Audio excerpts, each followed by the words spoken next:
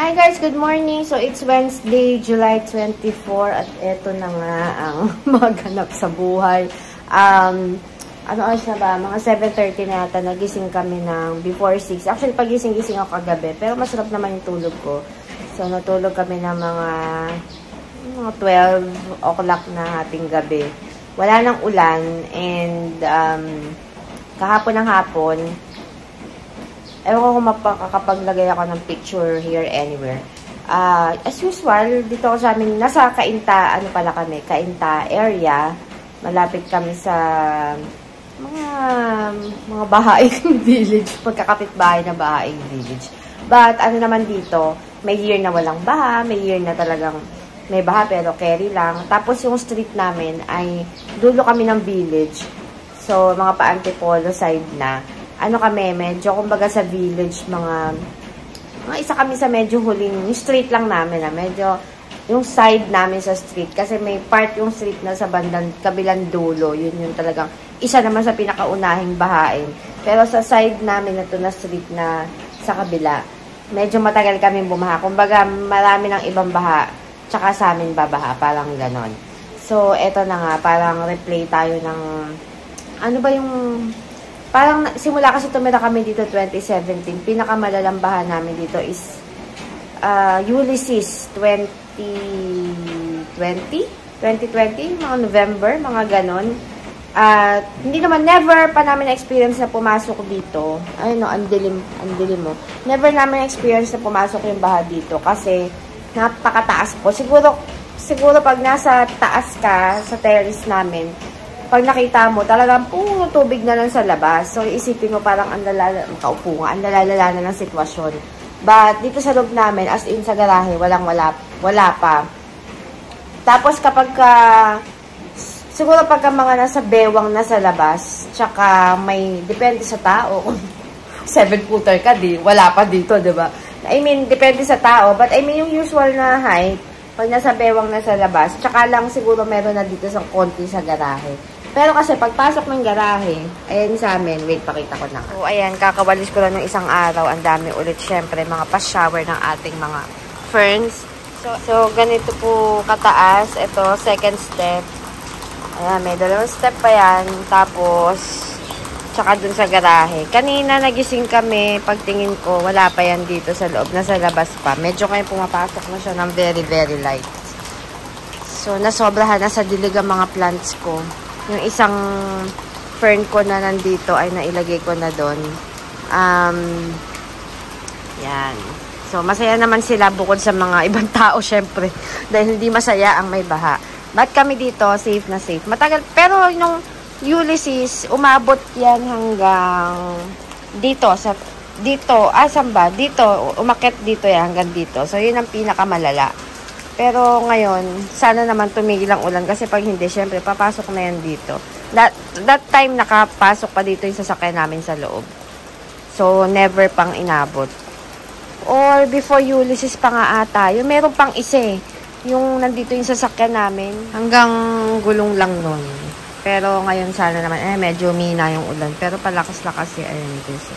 Yung basurahan na to, nasa labas yan. Kasi yun yung kinukuhaan ng basura pag may pumipick up. Pinasok ng husband ko kasi lumulutang na lang sa labas. Lumabas si husband ko kasi chinek yung sasakyan dun sa dulo. Pero kasi, ganito yan kakanan ka, mas baha dyan, tas papataas dun, tas mataas dun. Dun mga nagpapark yung sasakyan. And, mahirap din kung dito ka nagpapark sa loob kasi kung pumasok, useless, diba? Mas delikado kasi mas matatrap. So, okay na rin na wala siya dito. Karamihan talaga dito kahit mga nasa parking. Mga iba nandun, wala na lahat yung sasakyan nila dyan. And guys, parang habagat ulit or same ng Ulysses. Nandito na sa, pero malayo pa sa loob ng bahay namin kasi mataas pa tong parking. Mataas pa. Pagka lang sa taas ang view. Yan, hanggang doon. Gano'n nakalalim sa labas. Yan. Taas.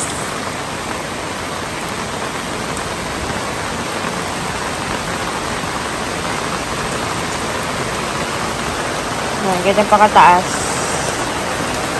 Layo pa. Grabe yung itsura ko. Grabe yung mata ko. Never pa tong umayos. Simula nung namatay si Seti. Laging maitim. Laging parang mugto. Pero, kasi nga, everyday ako umiiyak. Tapos may time talaga na, yung iyak na parang ang sakit na sa puso. So, pero nito nakaraan, siguro yung mga in fairness, 3 days na akong, yung hindi umiiyak na umiiyak talaga. May lungkot. Alam niyo yung pagigising ka, may bigat talaga sa dibdib. Pero, minubuntong hininga mo na lang. Tapos, ang dami ko pa naman siguro sa algorithm kasi ng page ko, tsaka ng personal account ko. Siyempre, parang di ba mapapansin ng Facebook yan kung alin yung mga lagi mo titingnan, nilalike, pinafollow, ganyan. Puro aso. Tapos, siguro napansin ng Facebook na parang siguro nawalan to ng pet niya. Kasi, ang laging sinasadya sa akin, mga page na yun tungkol sa mga may namatay na dogs, pets, ganyan. So, nakakalungkot. Kaya minsan di ko na binabasa or titingnan. Kasi ang huling talaga na sobrang nakapagpahagulgul sa akin is may nagtag sa akin na isa na yung parang message ng dog o ng pet, ng alaga sa ano nila, sa owner na parang, oh, i-let go mo ako, wag kang tumigil ka ng umiyak, stop crying na. Sabi ko, stop crying, lalo ko naiyak. Isa yon, record yon. Isa sa, ang tagal kong umiyak, tsaka sobrang sama ng loob ko. Yung sinishare ko sa husband ko yung binabasa ko sa kanya, pero hindi ako makatapos ng isang sentence nang hindi umahagulgol. Sabi ng asawa ko, tama na nga yan, ganyan. Yan, yung pinaka super hagulgol ko. Tapos may mga ano naiyak. Pero ngayon, tingnan nyo naman, as in, 3 days na yan nawala pero ang itim pa rin na mata ko kasi hindi pa ako nakatulog ng maayos. As in, dati, lagi akong nag-nap sa hapon, nagsisiesta kahit 10 minutes, 30 minutes, ganyan. Simula na namatay si Seti, hindi pa ako nakatulog ng maayos sa gabi. Siguro pa mga these past few nights, mga yun, 3 days, nakakatulog na ako ng kahit paano, 2 hours diretso, tapos gising ulit, tapos yung mga yung paputol-putol, tapos nagigising ka na lang sa umaga, ang lungkot, basta parang ganon, tapos kahapon ba yun? O nung isang araw na try ko matulog ng mga 30 minutes. 20 minutes dito sa baba. Hapon yun. Sabi ko, first time ko makatulog sa hapon ng wala na si Sedi. But anyway, kaya ganito po yung mata ko. Ang pangit ko. Basta ang sama ng itsura ko. Tapos, ngayon ko lang naranasan din yung dati kasi, pag pagod ako, hindi dati, hanggang ngayon, pag pagod ako or masama loob ko, nainis ako sa husband ko or may tampuhan kami, hindi ako kumakain, hindi ako nakakakain. Pero ngayon ko lang naramdaman yung feeling na malungkot ako, pero nag-stress eating ako. As in, hindi naman ako yung nag-gain talaga ng weight. Kasi dati, pinakamataba ako, parang umabot ako ng 50 kilos eh. Around pa 5'2" po ang height ko, or 5'1", ganyan. Umabot ako ng 50. Pero, dati talaga ang weight ko, 38, 40, ganyan. Tapos, nag-gain ako, pinag-gain ako ng weight. May 48. Tapos, yung nagkasakit ako sa tiyan, IBS, and acid reflux, nag-40 ako ulit. Tapos, bumalik na nga ako, yung halos tumaba naman ako pa 50 kasi na-enjoy kong kumain. Ngayon, mga 46 to 47 ako. Hindi pa ako yung nagiging talaga ng weight. Pero, ramdam ko yung ganito pala yung stress eating. Ito pala yung sinasabi na, kasi sabi ko dati, grabe paano nila nakakayang kumain ng malungkot. Ito pala yun, ngayon ko lang naranasan yun. Yung kain ako ng kain, dati kasi pag gabi hindi na ako nag-rice eh. Ulam lang or tinapay. Ngayon kahit gabi nag-rice ako, parang pag naiisip ko, kumakain na lang ako, ganun pala yun. So, yun yung mga effect sa akin. Kaya, naisip ko lang kasi nakita ko yung itsura ko. Ang pangit ko. ang miserable ng itsura ko. Pero, slowly, makaka-move on din tayo niyan. Ganun talaga pagka naging big part ng buhay natin, di ba? Yun.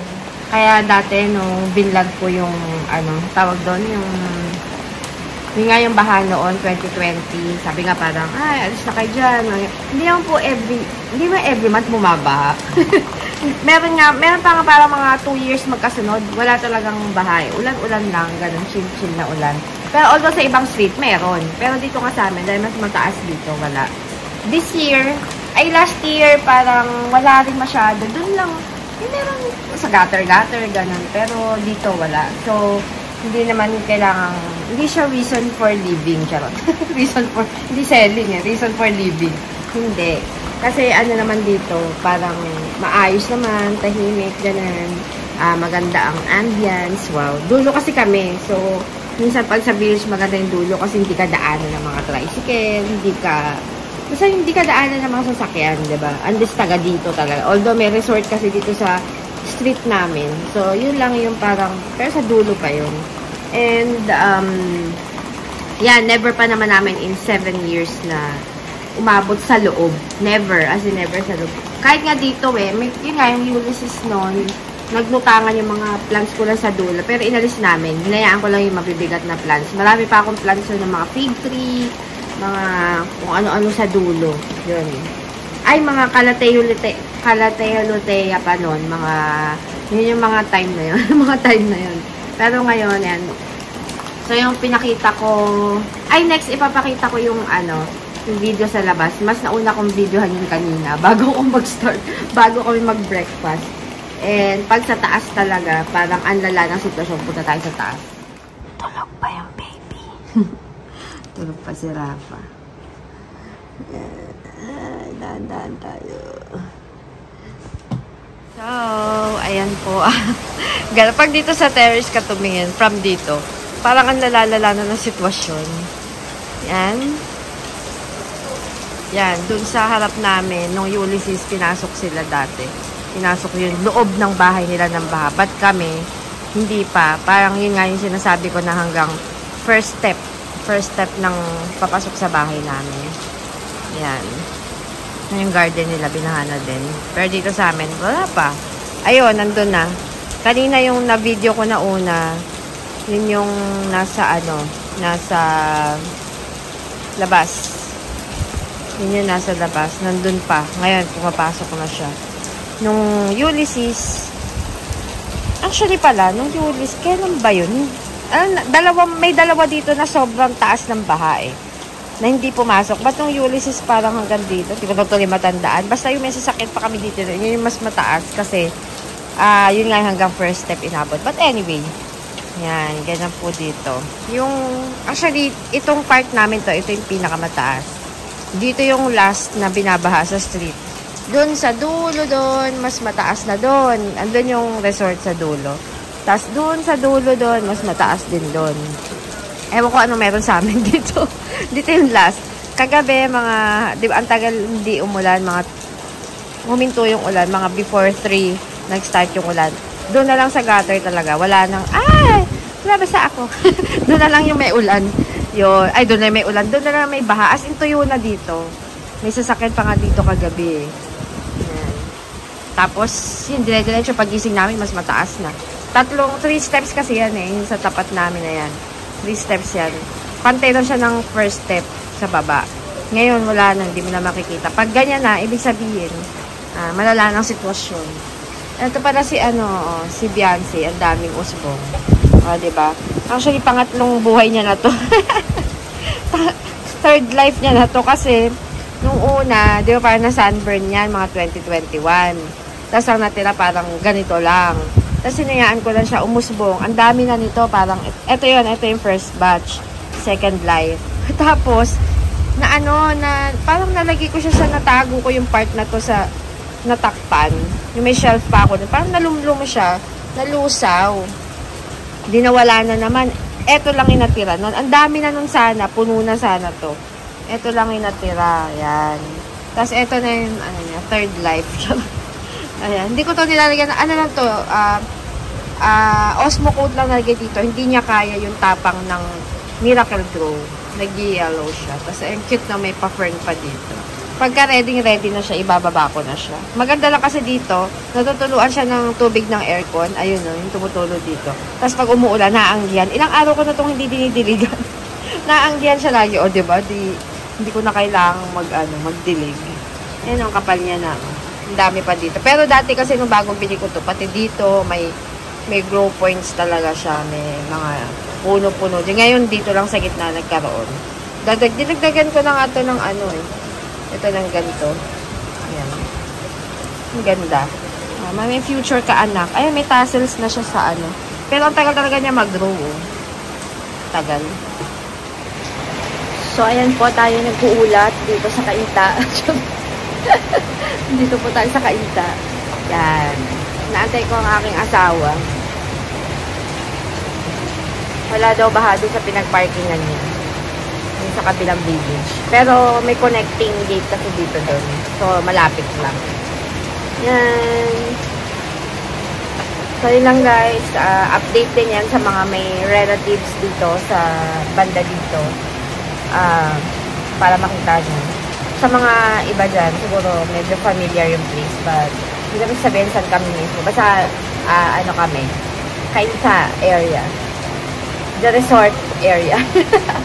So, guys, thank you so much. And, keep safe sa inyong lahat. Sana tumigil na tong ulan para hindi na lumala. Kasi for sure kung ganito sa amin, mas grabe sa iba.